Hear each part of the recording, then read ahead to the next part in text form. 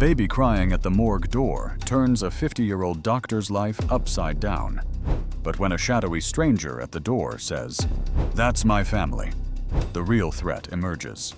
Take a second to press the like button below, and after listening to the story, don't forget to write in the comments what affected you the most. Night was falling heavily on the city, and Gabriel Mendez took off his latex gloves with a weariness that was not only physical, but also spiritual.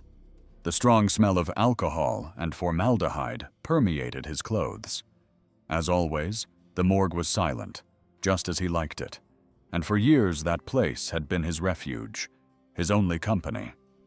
But lately, the silence no longer seemed so welcoming. He glanced at the wall clock, noticing that another shift was coming to an end. 50 years of a life dedicated to work, without distractions, without ties to anyone. When he was younger, he took pride in that. He told himself that marriage was not for him. He joked that children would be a lot of work, that the freedom of being alone was the best gift he could have. But now, looking at his reflection in the glass door, he saw a tired man with gray strands in his unkempt beard and sunken eyes, who could no longer remember the last time he felt genuine emotion.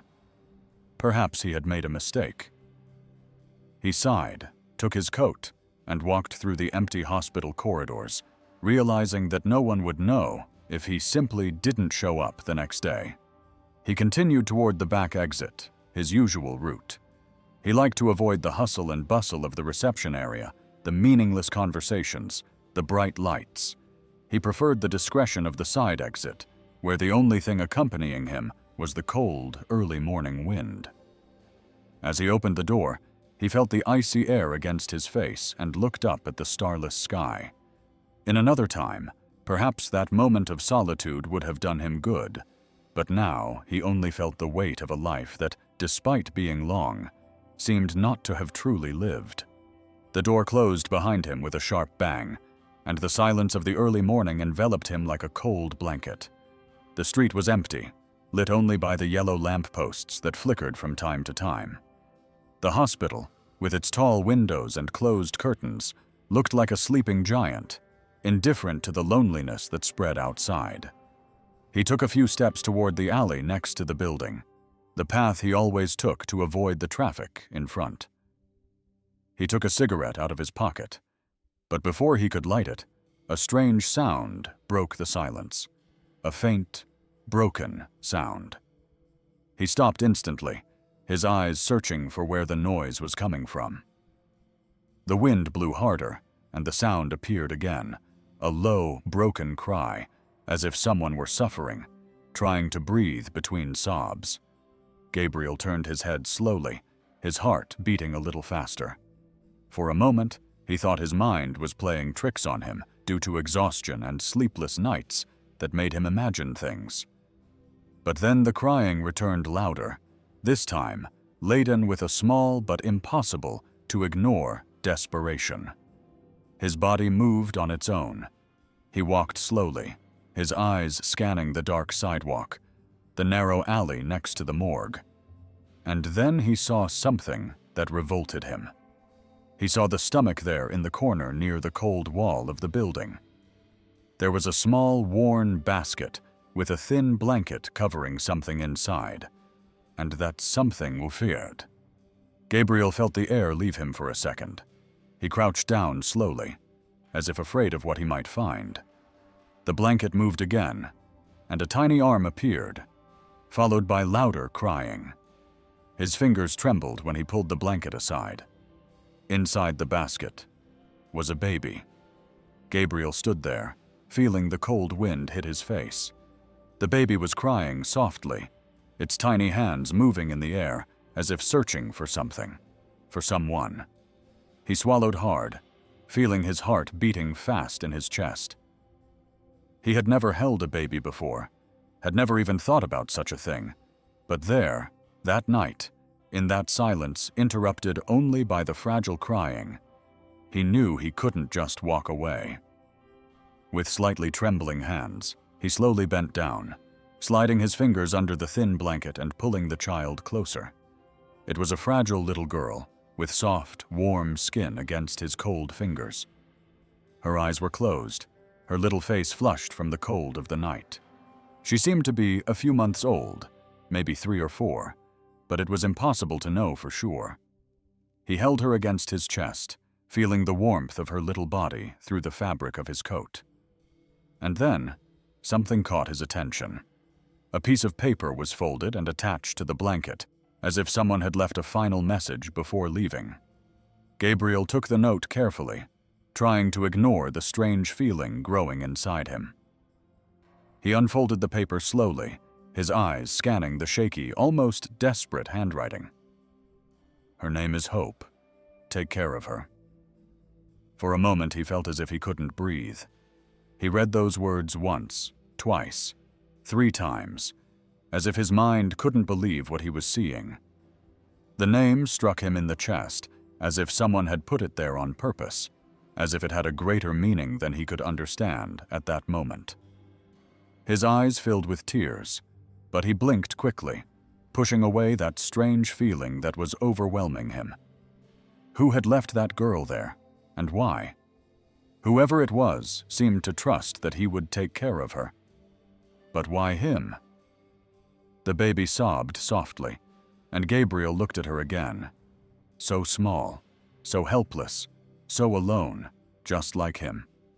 He clutched the note in his hand, feeling the weight of that decision. He knew nothing about babies. He didn't know how to change diapers.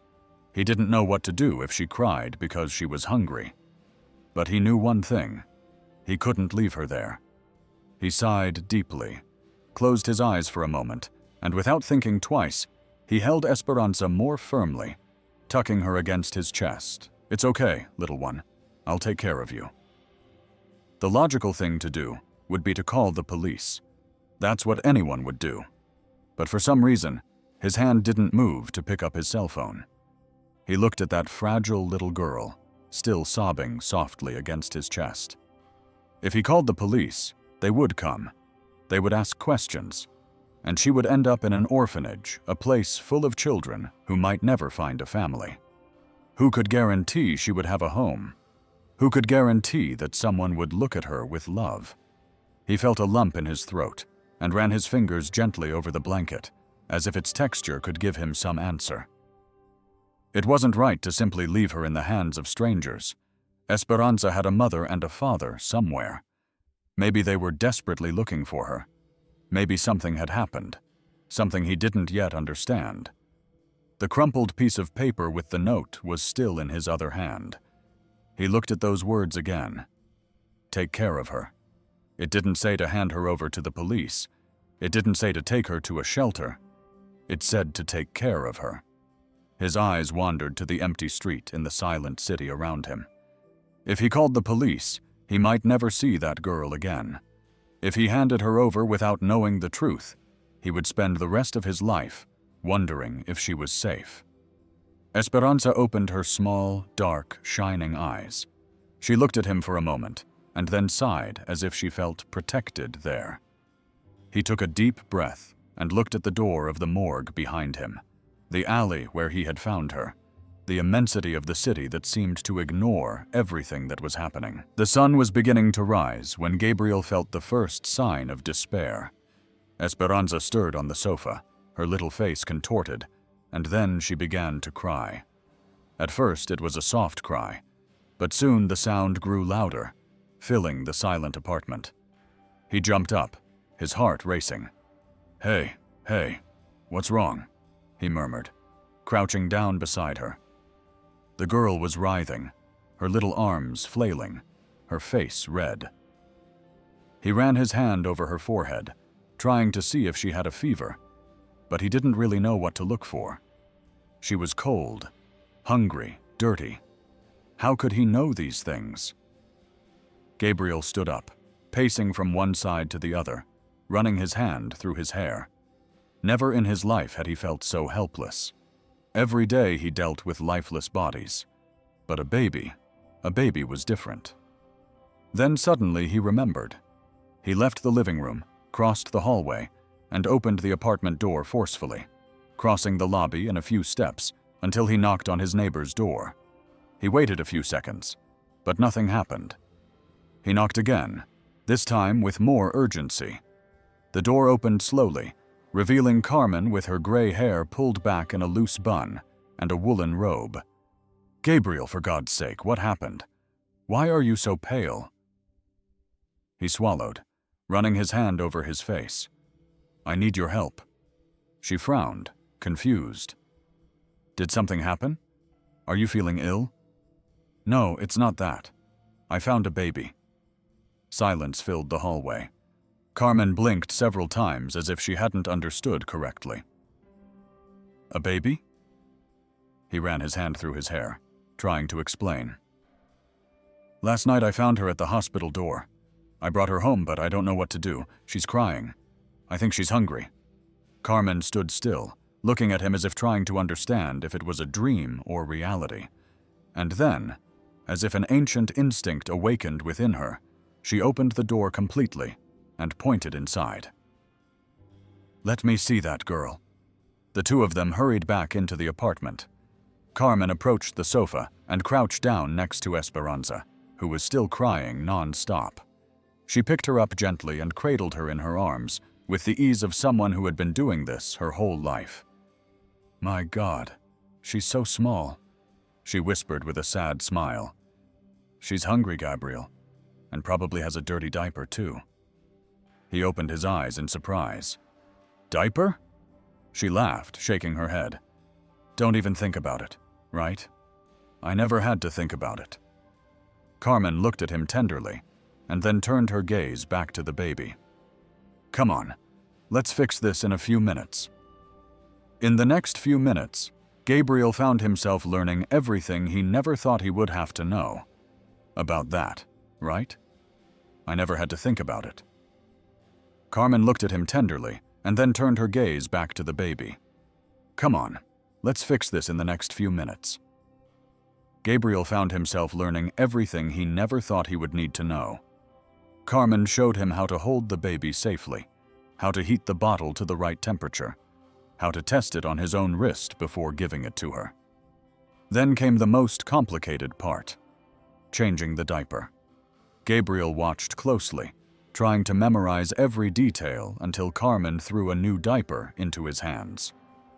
"Now you do it." He froze. "What are we going to do, doctor? You need to learn." He took a deep breath, knelt on the floor next to Esperanza, and with Carmen's patient guidance, began the task. His hands were clumsy, and he put the adhesive strips on wrong, but after a few failed attempts, he succeeded. "That's it. Now get her comfortable." Carmen smiled, covering the girl with the blanket.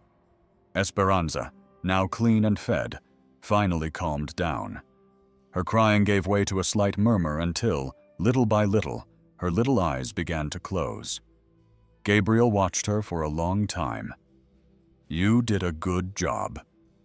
Carmen broke the silence. He looked away toward the neighbor who was watching him with a different expression, as if she saw something that even he himself could never notice. "I never imagined you like this, you know," she continued with a smile. "Taking care of someone." He looked down at the girl again, feeling something new inside him. "Me neither," Carmen said. She got up slowly, stretching her knees. "Well, I'm leaving before you think you can call me every night for this. I think I'm going to need it," he murmured, and she just laughed before leaving. Carmen looked at him once more, this time with a softer expression. "She already changed your life, Gabriel. You just don't realize it yet." And then, without saying anything else, she closed the door behind her. The apartment was enveloped in a different kind of silence that night. It wasn't the usual cold silence that made the rooms seem empty and lifeless. It was a light, calm silence, accompanied by the soft sound of Esperanza's breathing. Gabriel was sitting in the armchair next to the sofa, with his elbows resting on his knees, watching the girl with an attention he had never given to anything else in his life. She was sleeping soundly, her little mouth slightly open, and her tiny fingers clenched into fists. Her chest rose and fell slowly, as if she felt safe, as if she knew that nothing bad could happen to her there in that house. He didn't understand how something so small could make him feel so much. It didn't make sense. All his life he had avoided becoming attached to people. He always thought it was better that way, but now he ran his hands over his face, took a deep breath, and looked around. The apartment was still the same, with the old furniture, the table with few signs of use, the curtains he never bothered to change. But somehow, just because that girl was there, everything felt different. He got up slowly and walked to the kitchen to get a glass of water. But before he reached the sink, he heard a soft sound coming from the living room. He stopped in his tracks and turned around. Esperanza was moving on the sofa, her little face scrunched up as if something was bothering her. A whimper, then another, the beginning of a cry. Gabriel stood still for a moment, not knowing what to do. And then, on impulse, he walked over to her and crouched down beside her. "Hey, hey," he whispered in a low voice. "It's okay, little one." She continued to move, her little arms waving in the air. He looked at her, then looked toward the window, and then at his own hands. He felt strange, lost. Carmen helped him with the practical stuff, but no one taught him how to calm a baby, how to make her feel protected. And then, without thinking too much about it, he did something he hadn't done in years. He opened his mouth and began to sing.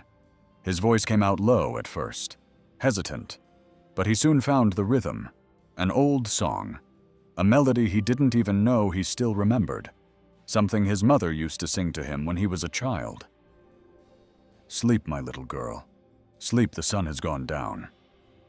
He hummed, feeling a lump in his throat. Esperanza, as if recognizing the soft tone, stopped moving little by little. Her little face relaxed, her tiny fingers opened slightly, a sigh escaped her mouth, and then slowly, she fell back asleep. I, Gabriel, remained there, kneeling beside the sofa, watching her for a long time. He felt something growing inside him, a warmth in his chest, a strange, almost frightening emotion. His house had never been a home. It had always been just a place where he slept, ate, and waited for the next day to come. But now, as he watched that little girl sleep, he stayed for a few seconds just looking at her, trying to understand how, in such a short time, his life had changed so much. But there were questions he couldn't ignore. Someone, somewhere, was connected to that girl. Someone had put her in that basket, written that note, entrusted her life to a stranger, and he had to cover it up. He took a deep breath, got up, and went to the kitchen to make a strong coffee. While the water heated up, he took a piece of paper and scribbled a list of places he needed to visit.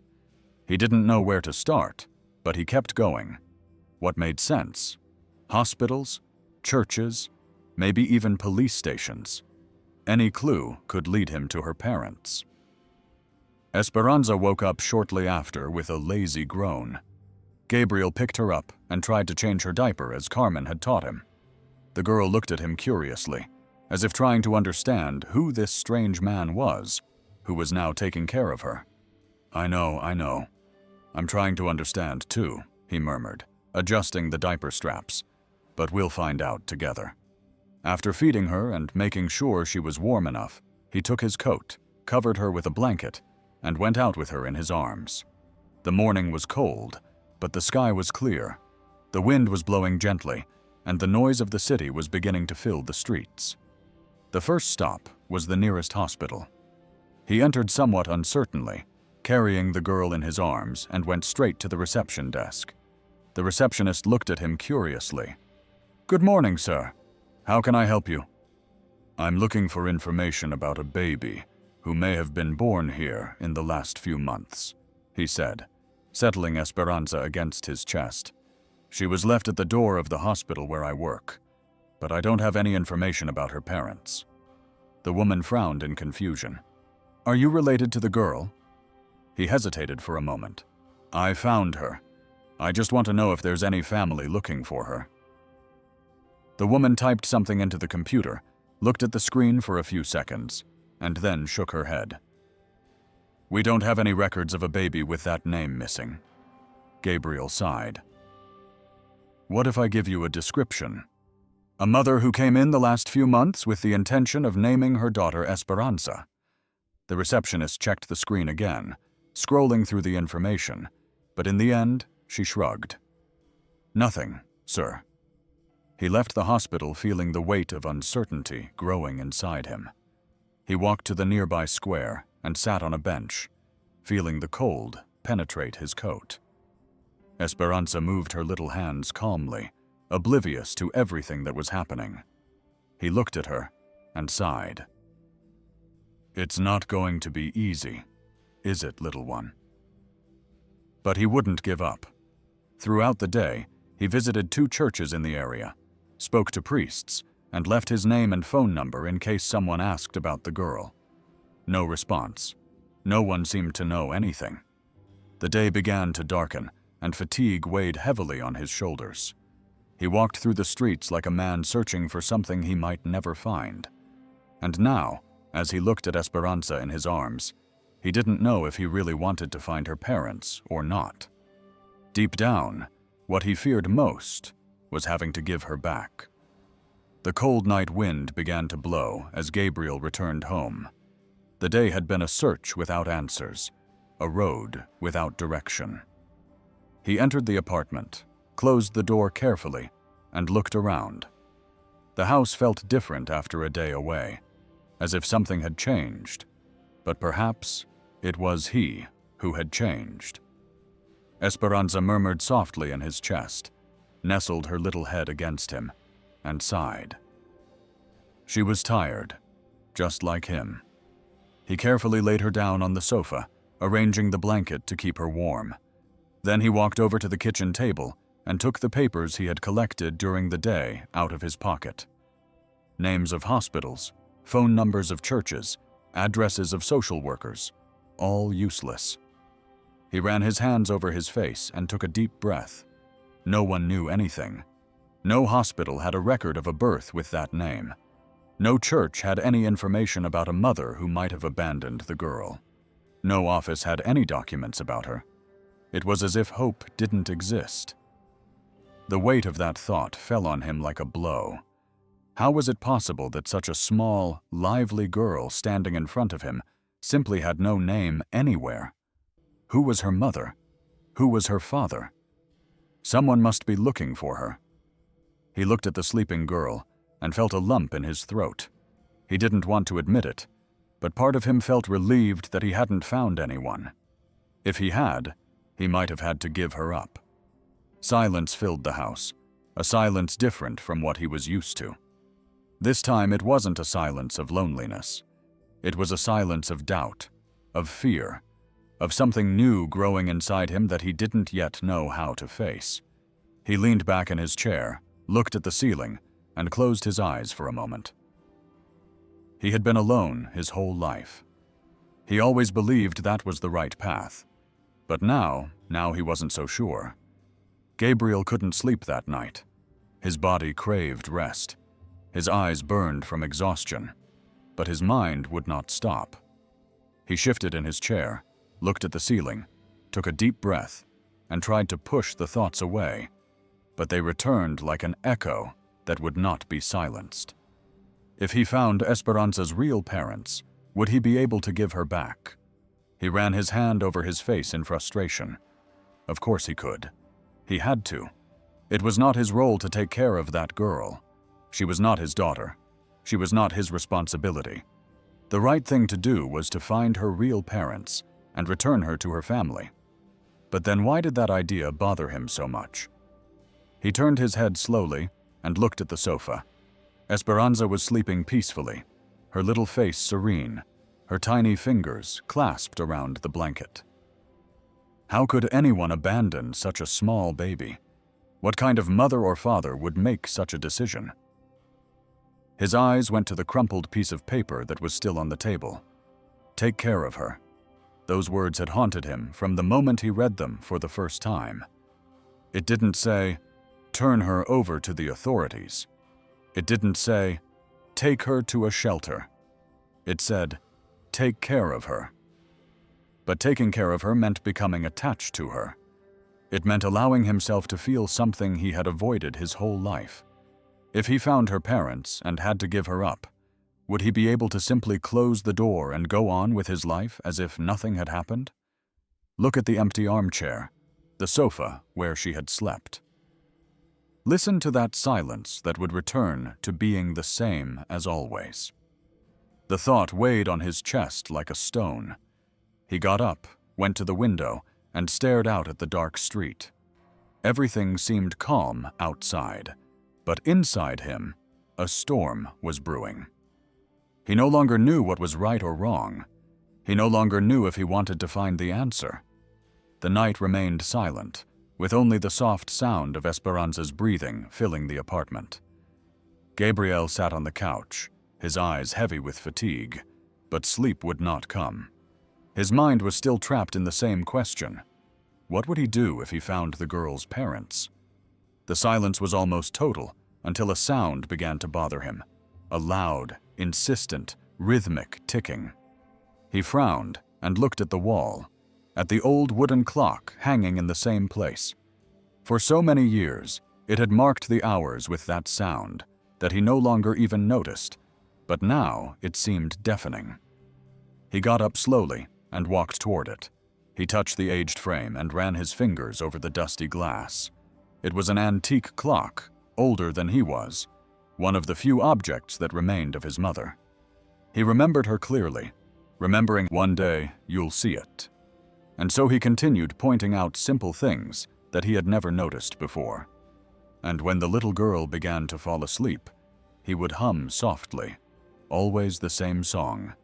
"Sleep, my little girl, sleep, for the sun has gone down." It was the same song her mother used to sing to her, the same one that made Esperanza fall asleep on her first night. But that morning, something disturbed his peace as he rocked the little girl in his arms and looked distractedly out the window. His eyes fixed on something strange, a man standing on the sidewalk across the street, watching the building. Gabriel felt a chill run down his spine. The guy was leaning against a pole with his arms crossed, as if waiting for something or someone. He looked around. People were passing by without noticing anything strange. Cars were coming and going, but the man was still there. The little note suddenly came to mind. Take care of her. Take care of what? Of whom? And was that man there because of the girl? His fingers tightened a little more around Esperanza against his chest, but then he shook his head and took a deep breath. He was tired. He hadn't slept well for nights. Maybe he was imagining things. Maybe it was just a random pedestrian. He looked away and closed the window slowly, trying to shake off that ugly feeling. It was just tiredness, nothing more. But deep down, something told him that this peace wouldn't last long. The days passed, and the uneasiness inside Gabriel only grew. The little piece of paper kept echoing in his head. Take care of her, but take care of what? The cold, hunger, or something worse? The man standing on the sidewalk, staring at the building. He couldn't get it out of his mind. And if it had anything to do with Esperanza, he decided to keep looking. He went back to the police, asked for birth records, described the girl, repeated her name over and over again, Esperanza. Who brought her into the world? Who left her in that basket? On the third day of his search, when he was beginning to give up, an elderly nurse at a small hospital on the outskirts frowned when she heard the name Esperanza. Gabriel leaned forward. "Yes, the girl I found. Did any mother mention that name?" The nurse crossed her arms thoughtfully. There was a girl, Mariana, young, no more than 20 years old, thin, who seemed scared all the time. Went into labor here alone. Her heart began to beat faster, and the baby was a girl. Mariana said she wanted to name her Esperanza. The ground seemed to disappear beneath Gabriel's feet. "Where is she? Can I talk to her?" The nurse sighed, and the weight in her expression tightened his chest. After the birth, she was hospitalized for a few days, but then she disappeared without a trace. The air became heavy, and the father, a relative, never mentioned anyone. He just said he wanted his daughter to have a beautiful name, a name that would bring hope. Gabriel swallowed hard. He felt the weight of that name as if it were more than just a registration. Esperanza, the girl whom someone loved enough to choose a meaningful name for, but who somehow ended up alone at the door of a mortuary. That was the name of Esperanza's mother, a young, frightened woman who disappeared shortly after giving birth. What happened to her? Where did she go? Was she still alive? He entered the building, climbed the stairs slowly, and opened the door to the apartment. The smell of breakfast was still in the air. Carmen must have stopped by earlier to see if he needed anything. Esperanza was sleeping peacefully on the sofa, her little fingers clenched into a fist. He approached, sat down next to her, and stared at her for a long time. If Mariana were alive, what would he do? He was the girl's father. He had the right to be with her, but what if he couldn't take care of her? What if he left her there because he knew he couldn't raise her? He felt a lump in his throat. If he found Mariana and she asked him to give her daughter back, he would have to do it. But could he imagine his life without that little being who, in such a short time, had changed everything around him? He ran his hand over his face, tired. This search that had once seemed so simple was now becoming a labyrinth with no way out. Esperanza stirred, let out a small sigh, and without waking up, turned toward him as if she knew he was there. Gabriel's chest tightened. Maybe he was making a mistake by looking for that mother. Maybe it was better to leave the past in the past. But at the same time, he couldn't be selfish. He swallowed and took a deep breath. If Mariana was alive, he would have to face her. But deep down, he knew that his greatest fear was not losing Esperanza, but losing the only good thing that had ever happened to him in his life. The day dawned calmly, with the sunlight gently streaming through the window. Gabriel had been awake for a while, sitting at the table with a cup of coffee in his hands, watching Esperanza play on the living room rug. It was a simple scene, but to him it seemed almost unreal. The girl was quickly every day. She seemed to learn something new. Before, she just watched everything in silence, but now she made sounds, smiled more, tried to grab objects, and explored the small world around her. He took another sip of coffee and looked at her with a half smile. "So, little one, what are you going to learn today?"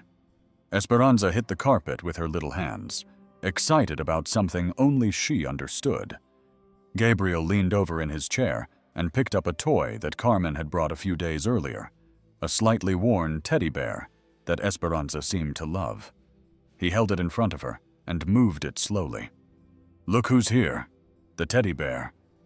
The girl opened her eyes wide and smiled, stretching out her little hands to grab it. He laughed softly and handed her the bear, watching as she hugged it to her chest as if it were already something very precious to her. "You like it, huh, Esperanza?" She babbled. She couldn't speak yet, but she made little sounds, single syllables, as if trying to communicate. Gabriel leaned back in his chair and watched her play. And then it happened. In the middle of the game, among the meaningless sounds she was making, a word took shape. Daddy. Gabriel froze because that was what he understood. Daddy. His heart stopped. For a second, Esperanza continued to hold the teddy bear, unaware of what she had done.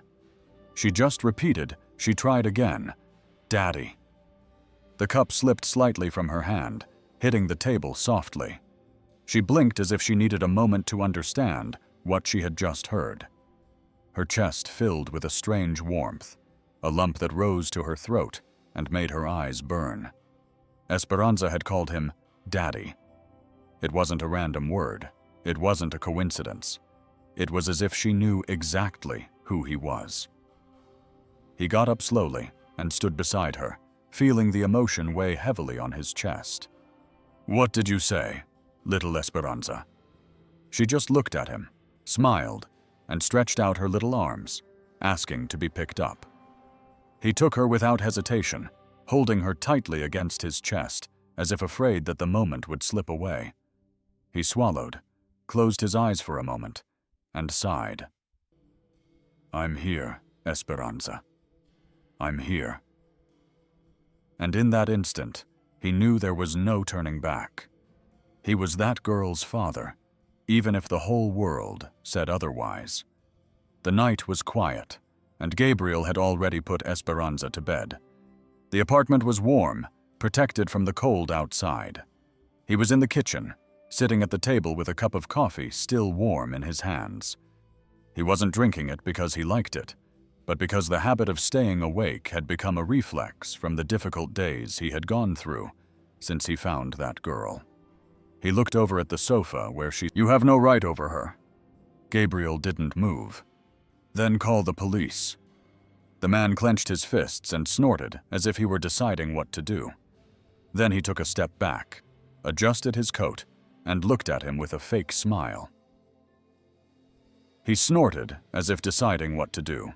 Then he took a step back, adjusted his coat, and looked at him with a fake smile. "I'll be back." Gabriel locked the door before he could finish. His chest rose and fell as if he had just run a long distance. He went to the sofa and looked at Esperanza. She was still asleep.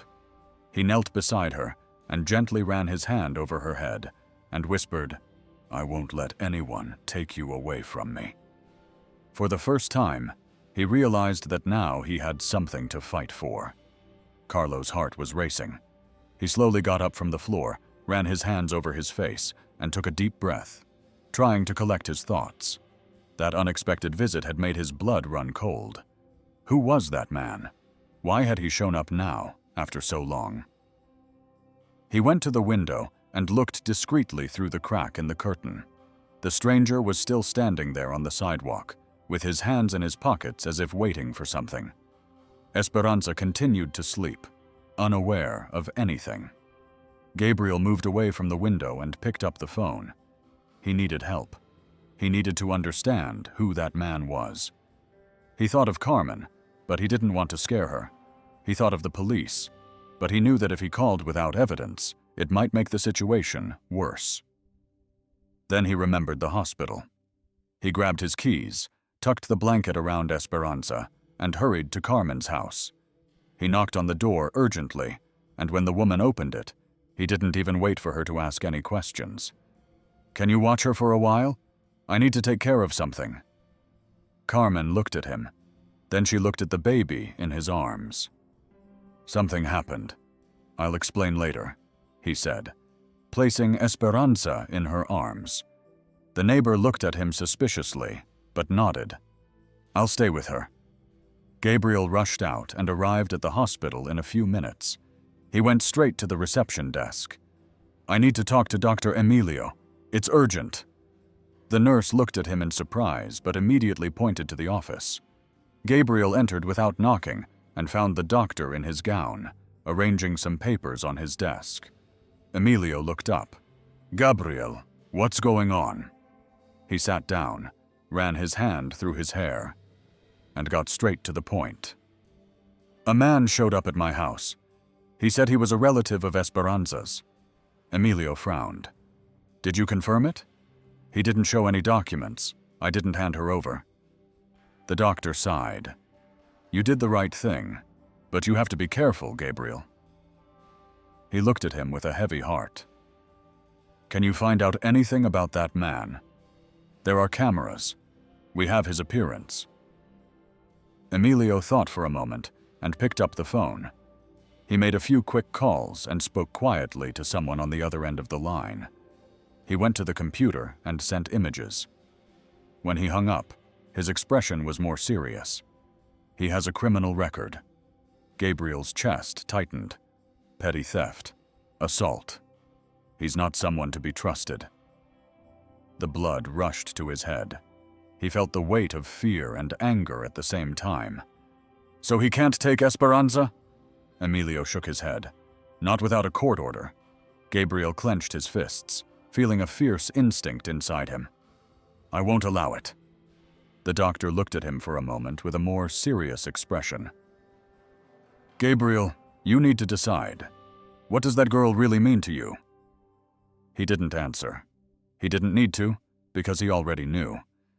He left the hospital feeling something different.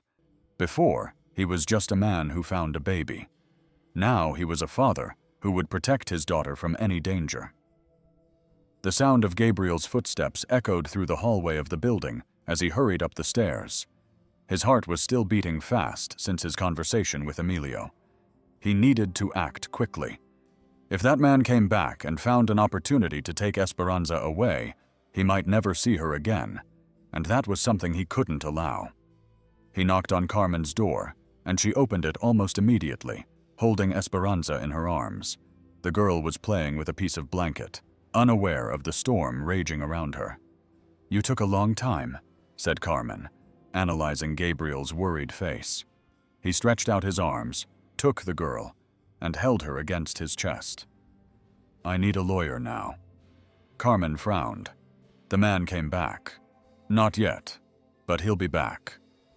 She was silent for a few seconds, then took a deep breath. I know someone, a retired lawyer, but he still helps some people. I need to talk to him. Carmen took a piece of paper and wrote down an address. It's close by. Go now. Gabriel didn't waste any time. He thanked her and left, holding Esperanza firmly in his arms. He walked quickly through the streets, feeling the weight of responsibility pressing on his chest with every step.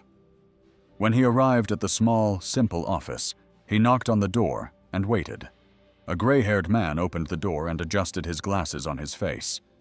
Yes, I need help, Gabriel said bluntly. It's about a girl. The lawyer looked at the girl in his arms and nodded, inviting him in. Gabriel explained everything, how he found Esperanza, the note, the search for her mother, the man who appeared at his door, and the criminal record he discovered. The lawyer listened silently until Gabriel finished. He adjusted his glasses and sighed. If that man has no documents, he can't take the girl. But legally, you have no rights over her either. You are also committing a crime. Gabriel's stomach churned. What can I do? The lawyer was silent for a moment, then took some papers out of the drawer. You have to file for temporary custody. That will protect you until the courts decide her fate. Gabriel looked at the papers on the table. How long does that take?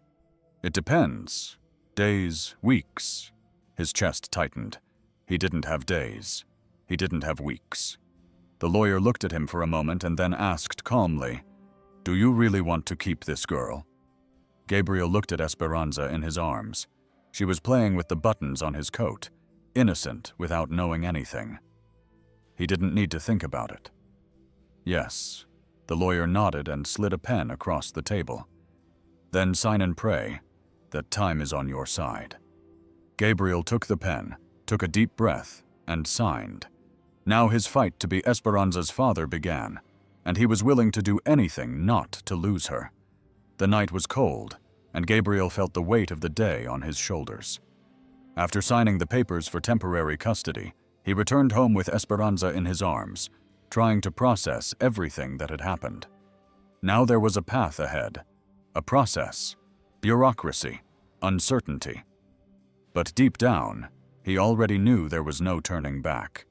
He placed Esperanza on the sofa and put a blanket over her. The girl looked at him with those curious little eyes, as if waiting for him to do something. He smiled and crouched down next to her. You have no idea how much work you gave me today. Did you know? Esperanza just murmured and waved her little hands in the air. He got up, took the papers the lawyer had given him, and began to read the terms.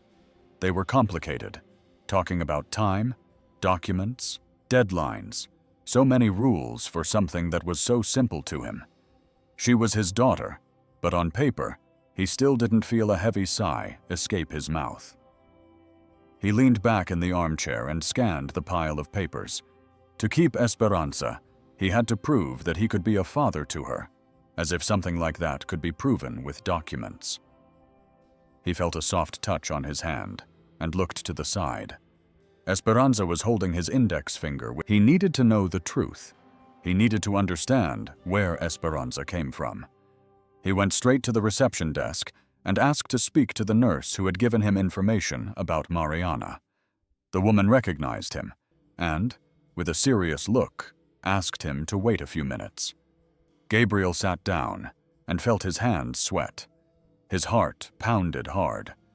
Something inside him told him he wasn't going to like what he was about to find out. The nurse returned and called him into a small room in the back. He entered slowly, smelling the strong odor of alcohol and medicine. "You want to know about Mariana, right?" said the nurse, taking out a folder with some papers. He nodded, swallowing hard. "Yes, I need to know what happened to her." The woman opened the folder, flipped through a few pages, and then looked at him with a sad expression. "I'm very sorry, Mr. Mendez. Mariana died about 2 months after giving birth." Gabriel felt as if the ground had disappeared beneath his feet. The nurse sighed. She had complications during the birth of the baby. She didn't recover well and disappeared from the hospital. Then she arrived here in an emergency due to an overdose. The doctors tried to save her, but they couldn't. He ran his hand over his face, feeling a lump in his throat. She had no family, no one. The woman shook her head. "We couldn't find any registered relatives. She arrived alone, with no one by her side, but a man called 911. Silence filled the room. Mariana died and left Esperanza behind. His eyes filled with tears. But before he could say anything, the nurse continued, "But someone showed up later asking about her." Gabriel raised his head. "Who?" The woman hesitated for a moment before answering. "A young man named Arturo said he was the baby's father, but there was something about him that didn't sit right with me. I don't know if he was the one who called the hospital." Gabriel's blood ran cold. "Arturo?" "Yes. When he heard about Mariana's death, he asked about the girl, but he didn't seem concerned about her." Gabriel clenched his fists. The man who knocked on his door. The man who wanted to take Esperanza away without documents, without proof. That must be her father. Gabriel's chest hurt. He felt a mixture of anger and despair. How could a man like that be Esperanza's father? How could someone like that have any right over her? The nurse continued. "He didn't come back after that. He said he would take care of everything." Gabriel's chest hurt. He felt a mixture of rage and despair. How could a man like that be Esperanza's father? How could someone like that have any right to her? The nurse continued. "He didn't come back after that. He said he would fix the situation, but he never showed up again." Gabriel's eyes were fixed on the floor. Arturo didn't want Esperanza. He never wanted her. She was rejected by her own flesh and blood. He swallowed his tears and took a deep breath. If Arturo didn't want to be that girl's father, then he, Gabriel, would be, and no one would stop him. It was late at night when Gabriel returned home. The cold cut through the air, but he hardly felt it. His head was full, and his heart was heavy. He climbed the stairs slowly, feeling the fatigue in his shoulders. Mariana was dead. Arturo, Esperanza's own father, had rejected her. If he hadn't found that girl that night, what would have become of her? He opened the door carefully and saw Carmen sitting in the armchair with Esperanza asleep in her lap. The neighbor looked at him and noticed his distant expression. "Are you okay?" He didn't answer right away. He walked over to the armchair, sat down, and ran his hands over his face. "I found out everything." Carmen watched him silently, waiting. Her mother died of an overdose. Her father... His voice broke. "For a moment, her father is that man who came here. Arturo doesn't want anything to do with her. He never wanted her. He's another criminal. Carmen sighed, looking at the girl in her arms. Poor thing. Gabriel looked up and stared at Esperanza sleeping, her little face peaceful, her breathing soft.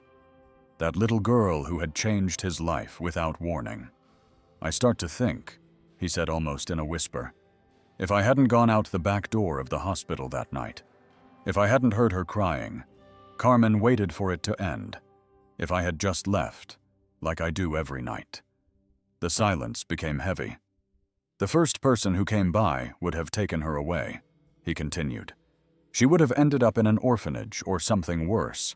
She would never have known who her mother was. She would never have known if anyone loved her. Carmen looked at him tenderly. But you heard her, Gabriel. You found her. He looked down at his own hands thoughtfully. My whole life has been nothing but work. Empty days with no one waiting for me. No one needing me. I never thought about being a dad. I never thought anyone would call me that. He took a deep breath and looked at Carmen with a different gleam in his eyes. But now I can't imagine my life without her. The neighbor smiled slightly and stroked Esperanza's hair. It seems that God knew what he was doing. Gabriel also smiled, feeling a different warmth in his chest. For the first time in a long time, he felt that his life had real meaning. It was no longer just about going home and watching time pass. Now he had a reason to keep going. He got up, took Esperanza in his arms and held her tightly. I thought I was saving her that night, he murmured, looking at Carmen. But I think she was the one who saved me. Carmen smiled, her eyes filled with tears, then never let her go. He hugged her to his chest. The early morning was cold, and the silence of the apartment was only interrupted by the wind coming through the cracks in the window. Gabriel slept lightly and restlessly on the couch with Esperanza right next to him, wrapped in the blanket Carmen had made for her. A small moan woke him up. He opened his eyes slowly, still trapped by the exhaustion of the day, but something inside him made him get up immediately. He looked at Esperanza and felt his heart shrink. She was different, her little face too red, her breathing ragged, her body hot, very hot, Esperanza whispered, touching her forehead with the palm of her hand. She was burning up with fever. His chest tightened in a way he had never felt before.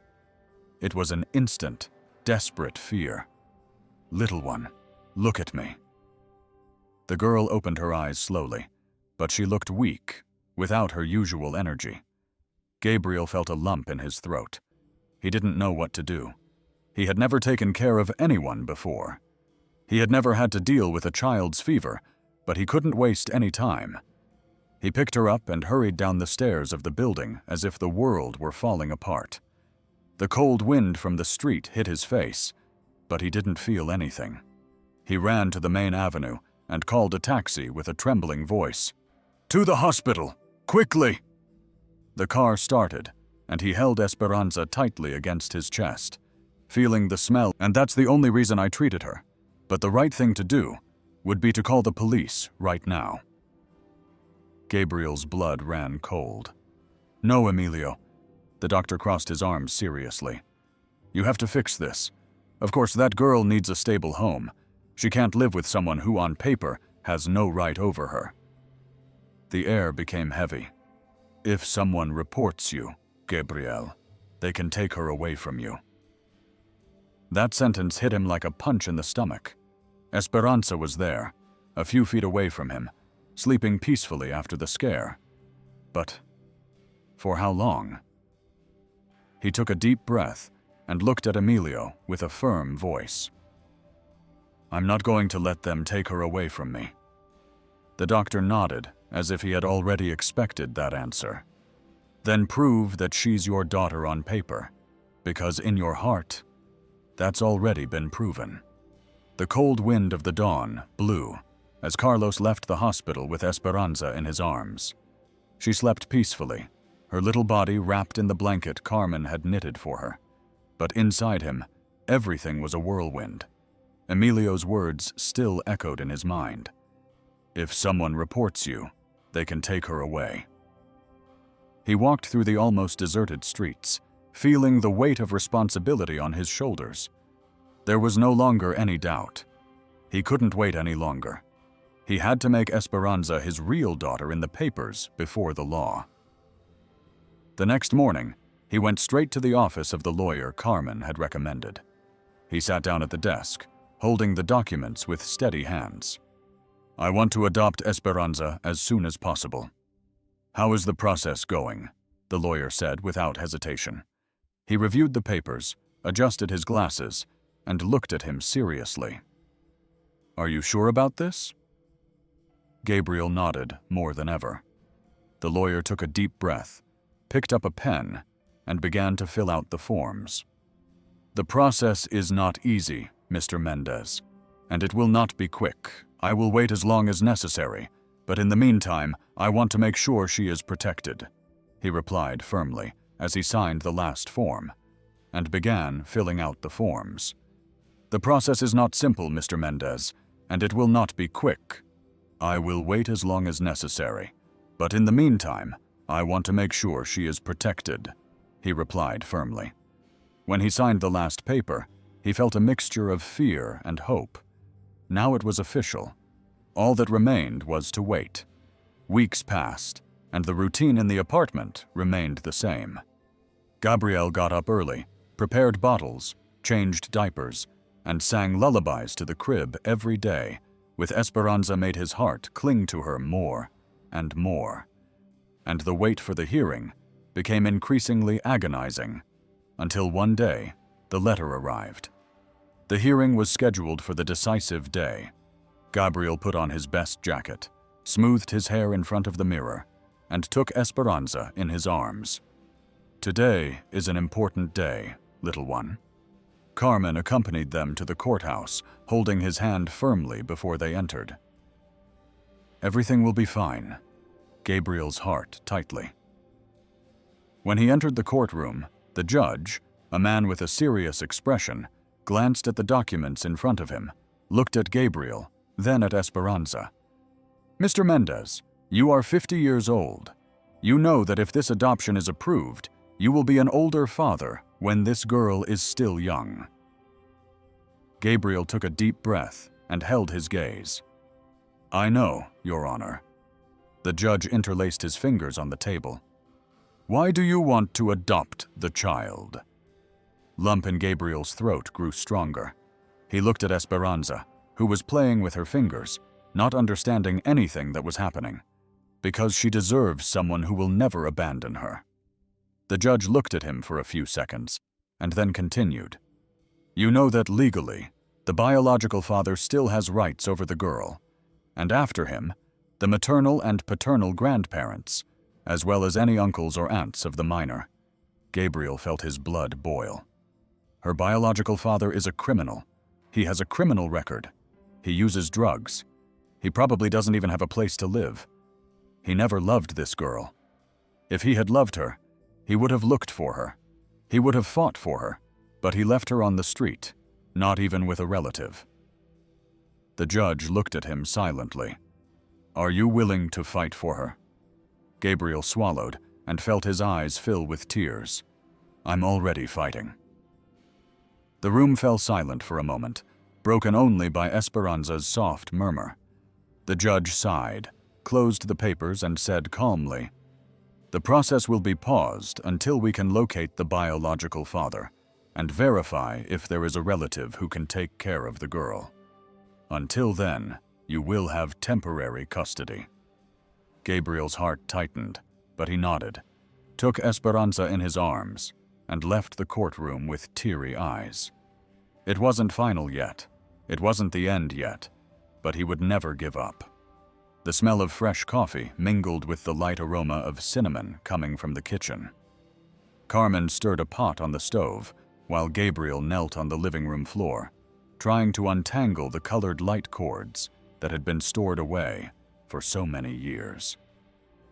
Esperanza sat on the rug, holding a small golden ornament ball and shaking it. I told you you should have stored this properly, Carmen murmured, mixing the cookie dough. Cookies, he sighed, holding a pile of tangled wires. It's been so long since I touched this, I can't even remember the last time. Carmen smiled slightly. It was before your mom left, right? He paused for a moment, feeling a knot of nostalgia. Yes, she loved Christmas. She always said that a house without a decorated tree was not a real home. Carmen wiped her hands on the apron and approached him, looking at him tenderly. Then maybe it's time to make this house a home again. He looked at Esperanza, who was giggling as she watched the lights blink, his chest filled with a warmth he couldn't explain. The two of them spent the afternoon decorating the small living room. Carmen hung the garlands, while Gabriel tried to balance the Christmas tree in a corner near the window. Esperanza watched everything with curious eyes, laughing every time she saw the lights sparkle. After a few hours, they finally finished. Carmen lit the candles on the table, and Gabriel, holding Esperanza in his arms, looked at the illuminated room. The tree flashed softly. The decorations sparkled under the yellow light of the lamp, and the smell of baked cookies made everything feel even more welcoming. It's been so long, he murmured, almost to himself.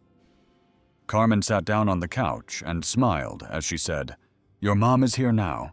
This house has life again. Gabriel looked at Esperanza in his arms. She was playing with a star-shaped ornament, her little fingers exploring every detail. He took a deep breath and kissed her forehead, feeling a lump in his throat. Merry Christmas, my little one. And for the first time in many years, he felt that Christmas had real meaning, because now he was no longer alone. The early morning was quiet, but Gabriel couldn't sleep. The clock on the wall read almost 3 a.m., and he was still sitting at the kitchen table with a blank sheet of paper in front of him. Esperanza slept peacefully on the sofa, her little face serene under the blanket knitted by Carmen. The trial was coming up in a few days. The judge would decide whether or not he could be Esperanza's father for good. The thought hurt like an open wound, days and nights marked by the fear of losing Esperanza. The court had conducted searches, trying to find a relative who could claim the girl, but had been burning like never before. The last few weeks had been an agonizing wait, days and nights marked by the fear of losing Esperanza. The court had conducted searches, trying to find a relative who could claim the girl, but the answer came in an official envelope delivered that morning. He held the paper in his hands, sitting at the kitchen table, his eyes fixed on the words that would change his life forever. The adoption application had been approved. His vision blurred. He felt a lump in his throat. His hands trembled. He reread the sentence several times, as if he needed to make sure it was real. He went to the living room where Esperanza was playing with the blanket Carmen had made. The girl looked at him, laughed, and stretched out her little arms, waiting for him to pick her up. Gabriel knelt beside her and held her in his arms, pressing her against his chest. You are my daughter, Esperanza, my real daughter. Emotion overwhelmed him, and tears fell without him being able to stop them. Carmen appeared in the doorway, and seeing the scene, brought her hand to her face, already crying too. It worked out well, Gabriel nodded, unable to speak. Carmen approached and stroked his hair, as a mother would do with her child. You did it. He looked at Esperanza, who was touching his face with her little hands, not understanding the reason for the tears. No, Carmen, we did it. Time had tested his patience. Fear had almost overcome him, but now nothing else mattered. He never imagined that at 50 he would receive such a gift. Esperanza and Gabriel felt his heart warm like never before. Let's go home, daughter. And for the first time, he knew he would never be alone again. Time passed in a flash, and Gabriel saw Esperanza grow up before his eyes. The little girl he had found one cold night now ran around the house with energy, filling every corner of the apartment with laughter and mess. Mornings had a new rhythm. He woke up early to make breakfast, while Esperanza dragged a chair to the stove, insisting on helping. "Daddy, I want to mix," she said, holding the wooden spoon with her little hands. He smiled and let her stir the pancake batter. Even though he knew some of the flour would end up on the floor, he would say, "You have to be patient, little one. Cooking is like dancing. You have to follow the rhythm." She would frown in concentration, and he would see a little bit of Mariana in her, the same curious look, the same thirst for learning. In the afternoons, when the sun was out, Gabriel would take her to the park near their house. He bought her a little red bicycle and spent days teaching her to pedal, holding the seat firmly and running alongside her until one day, without realizing it, he let go of her hands. Esperanza pedaled alone for a few meters before realizing and shouting in fear, "Daddy!" He ran to catch her before she fell, and when he picked her up, laughing and out of breath, she clung to him, laughing too. "You did it, little one!" She clapped her hands, her eyes shining again. "Daddy!" And he, even though he was tired, even though his knees hurt, he ran alongside her, as many times as necessary. The nights were also special. Gabriel liked to listen to old boleros while washing the dishes, humming softly. One day, Esperanza pulled his hand. "Dance with me, Dad." He laughed and lifted her up in his arms, spinning around the living room. The girl laughed as he held her firmly, spinning to the rhythm of the music. "1, 2, 3. Always to the rhythm," he said, and she tried to follow him, moving her feet in the air. The years passed, and then came the day that Gabriel knew would come, but for which he was not ready. The first day of school. The pink backpack seemed too big for that little body. Esperanza held his hand tightly as they walked to the school entrance. The playground was full of children and parents chatting, but for Gabriel, only she existed. She looked around uncertainly. "Dad, what if I don't like it?" He knelt in front of her, tucked a strand of her hair behind her ear, and smiled. "You're going to like it, and I'll be here when you come out." She took a deep breath and nodded, but before going in, she turned and hugged him tightly. "I love you, Dad."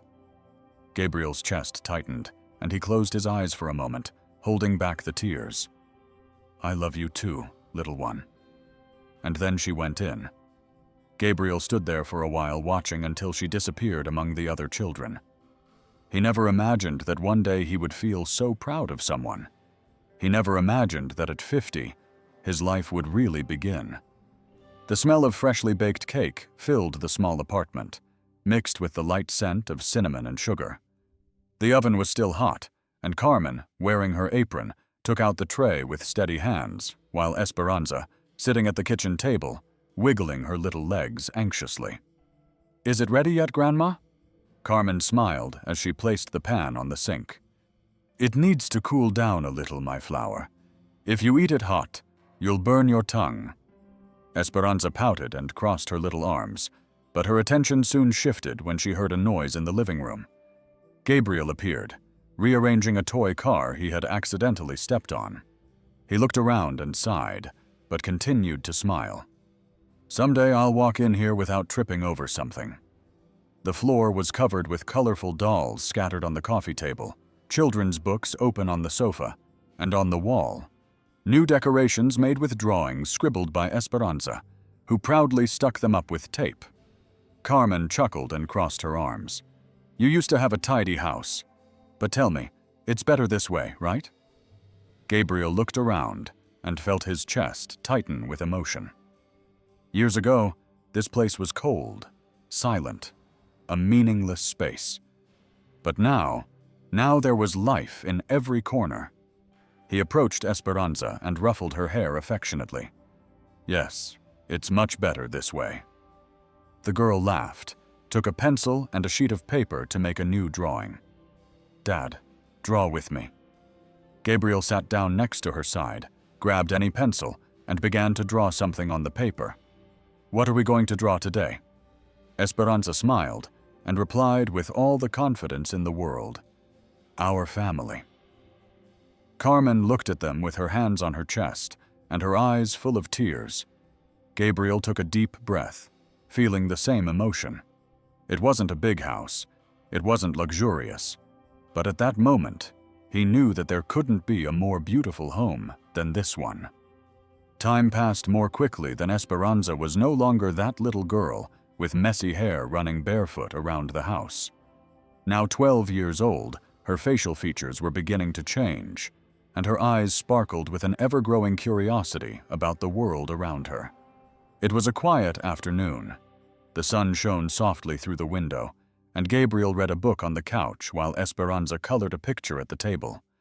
The silence between them was comfortable until she put her pencil aside and looked at him seriously. "Dad, can I ask you something?" He closed the book and smiled. "Of course, my little girl." She moved her fingers on the table as if she were choosing the right words. "My mom." Gabriel's heart tightened. He knew this day would come, but he didn't imagine it would hurt so much. He took a deep breath, trying to keep his voice steady. "Mariana was a very young girl. I didn't know her personally, but I knew she was sweet, and that she loved you from the moment she knew you existed." Esperanza frowned. "Then why did she leave me?" The question hurt him like a stab in the chest. He looked into her eyes and saw something he had never seen before. A hidden fear. His knees hurt a little more when climbing stairs, and fatigue came faster than he. But what made him feel the passage of time most was Esperanza, the girl with tousled curls who once held his finger with her fragile little hands. Now she was a young woman, full of life at 17. The delicate features of childhood gave way to the woman she was becoming. Gabriel saw her grow up every day, but inside him, she was still the same little girl who ran around the house with colored pencils in her hands. In her hands. It was late afternoon, and Esperanza was setting the table for dinner while he tried to open a stubborn glass jar.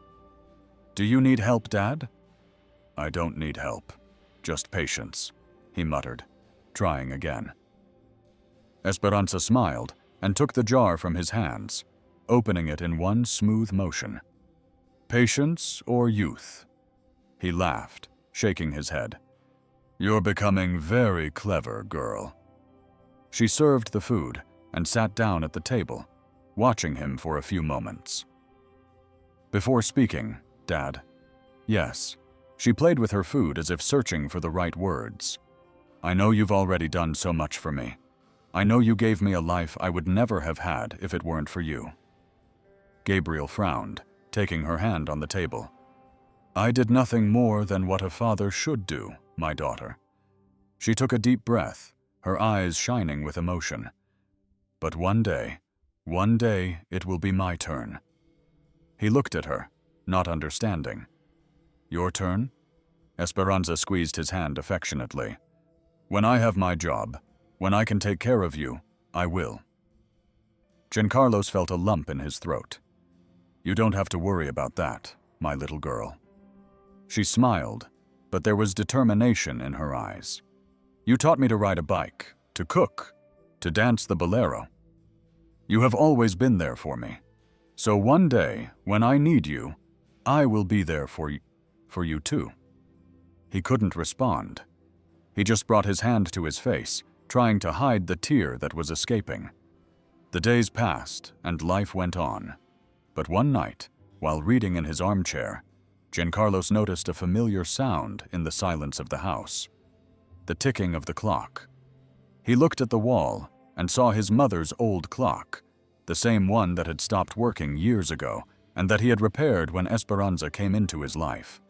But now, it had stopped again. He got up slowly, walked over to it, and touched the wooden frame. He felt a tightness in his chest. The time he had once wanted to rush by was now passing too quickly. He wanted more time, more dinners with Esperanza, more mornings drinking coffee together, more laughter in the living room. He stood there looking at the stopped clock, feeling a knot in his heart.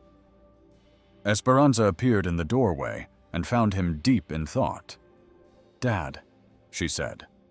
He turned and smiled, hiding his emotion. "I was just thinking," he said. She approached and looked at the clock. It had stopped again. "Yes," she said, crossing her arms and smiling. "Do you want me to fix it for you?" Gabriel looked at her for a moment and felt his chest fill with pride and sadness at the same time. Esperanza was no longer a child. He took a deep breath, put his arm around her shoulders, and smiled. "I think it's better to leave it like this time." Winter arrived with a cold than in previous years. Gabriel felt it in his body, in his bones, in his slower movements. The fatigue that had once been temporary now seemed to linger. Esperanza noticed it. She tried not to show concern, but she spent more time at home, always attentive, always asking if he needed anything. "Dad, are you okay?" she asked one night as she helped him cover himself with a blanket. He smiled weakly and touched her hand. "Just a little tired, daughter." She sat down next to him on the sofa and rested her head on his shoulder. "If you need anything, I'm here." "Yes." He closed his eyes. For a moment, feeling her warmth next to him that night when Esperanza went to sleep, Gabriel remained awake. He walked over to the kitchen table, took a pen and paper, and took a deep breath. He began to write. "My dear Esperanza, if one day you read this letter, it is because I am no longer by your side, physically, but I want you to know that even though I am far away, I will always be with you in every song you sing in the kitchen, in every morning of hot coffee, in every star that shines in the sky." His fingers trembled, but he continued.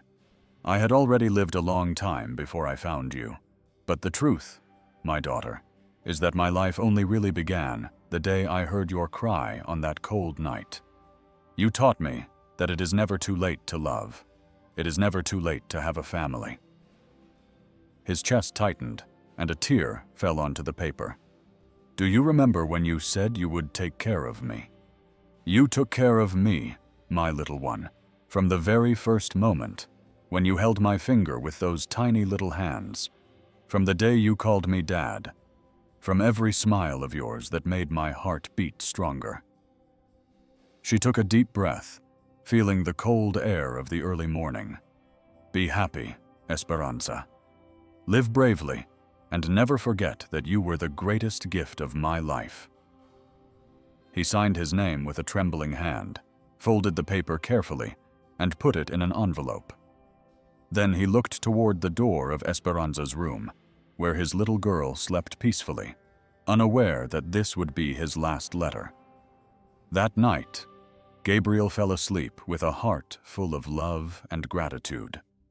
Time could take him away, but what he and Esperanza had built, not even time could erase. The sun streamed gently through the window, illuminating the room with a golden, peaceful light. The old wall clock that had once marked so many important moments was now stopped, as if time knew there was no longer any rush.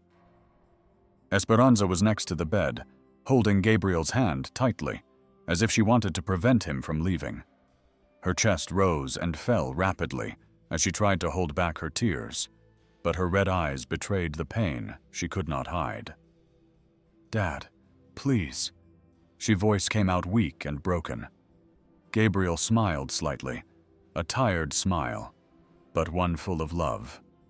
He raised his hand with difficulty and touched her face affectionately. "My little girl, don't cry." Esperanza's eyes filled even more, and she squeezed his hand tightly. "Don't call me that. I'm an adult now." He let out a low laugh, almost a whisper. "To me, you'll always be my little girl." A tear ran down her face, and Gabriel's breathing became heavier. "I want more time. I want to see you get married. I want to meet my grandchildren." Esperanza shook her head, sobbing. "Then stay, please." His eyes fixed on her, shining with emotion. "I want to, but time won't allow it.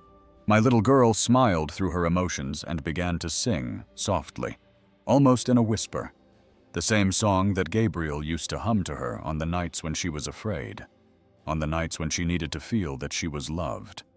Her voice was shaky at first, but it grew stronger. Sleep, my little girl.